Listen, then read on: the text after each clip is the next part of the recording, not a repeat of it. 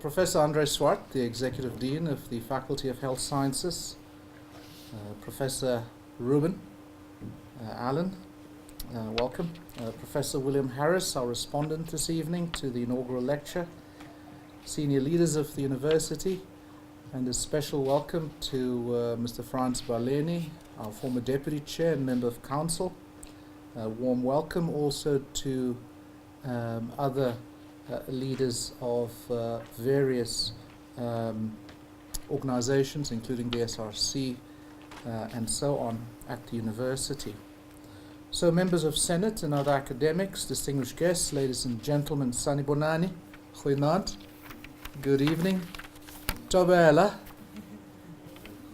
Just bringing some energy into the room. Although there was more than enough energy around 12:22, I know, in this room.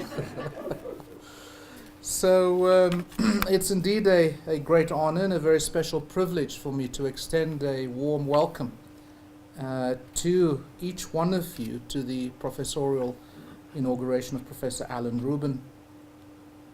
And so as I do so, I express a warm welcome to his loved ones, his special guests and his friends, and in particular his colleagues. This is indeed a proud and a joyful, yet a landmark moment for all of you, for Professor Rensburg, of course, and indeed for all of us here at UJ, and I should say in higher education in South Africa and beyond. I say that this is a distinct privilege and honor for me because, and I say with due regard to members of Senate and to members of Council, that there are three things that give me great joy as Vice-Chancellor. One of them is welcoming our first-year class at the beginning of the year. Great joy. The second, of course, is our graduation ceremonies, 60 of them during the course of the year, during which we graduated last year 11,600 students. And then for me, the third, and perhaps the most important of these, is the professorial inaugural lecture. And so I therefore say, neither lightly, nor do I take for granted the significance and the importance of this occasion, which I hope will become more evident in my remarks, which I promise you won't be long because I'm not the star of the show. So inaugurations, many a times pompous and decadent, but hopefully mostly dignified, well-meaning and unsullied, we are told, date back to ancient Greece as the opportunity for the formal investiture of a person assuming a high office. And so it marks the formal assumption of that office or position of authority. And so today is the day that marks the rites of passage, 3 years later, and the entry of Professor Rensburg into the distinguished community of university's most senior scholars. And so today is that symbolic day of the formal assumption of the high office. And so this is indeed an office and a position of authority and leadership which we shall not assume lightly, but shall do so with considerable and ongoing thought, reflection, deliberation, and dare I add, presence of mind.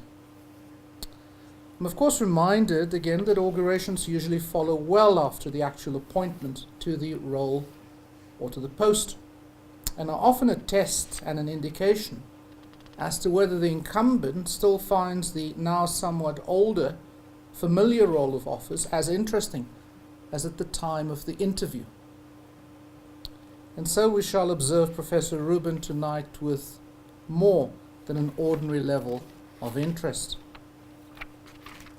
I remarked earlier that the professorial inauguration is as important to the incumbent and their loved ones and colleagues as it is to the university in the universal sense.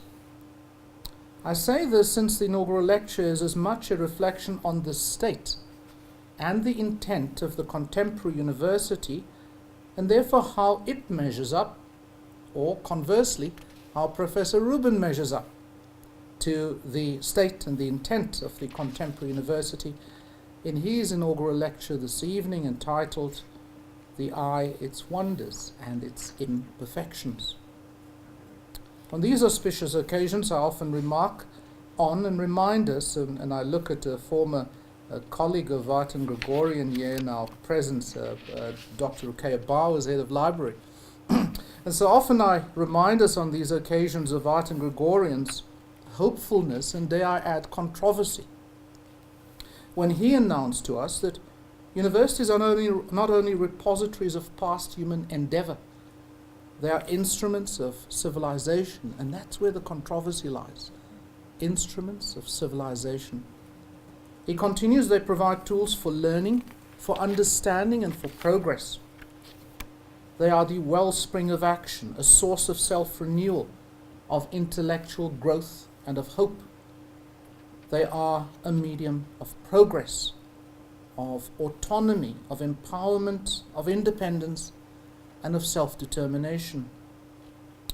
Yet at the same time, I offer us Wernick's argument that the university has a contradictory relationship with its surrounding society. None so stark as in South Africa's instance.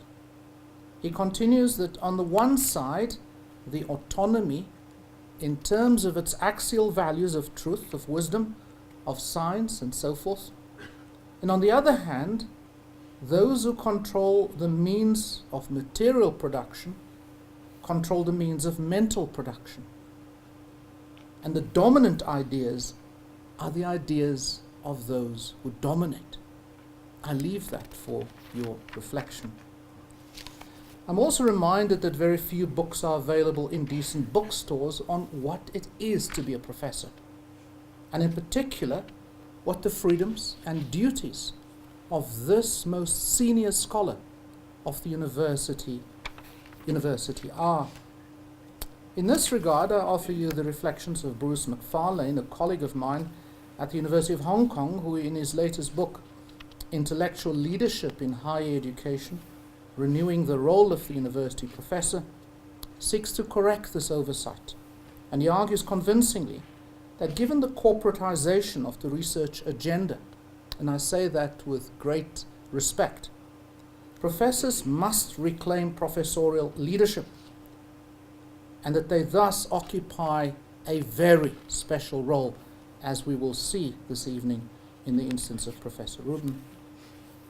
Specifically, McFarlane argues that the two freedoms, that of critic and that of advocate, are essential for professors to execute their duties, which he defines as fourfold: that of mentor, that of guardian of standards, that of enabler of networking and mobilizer of resources for others, and fourthly, that of ambassador for the institution or the discipline.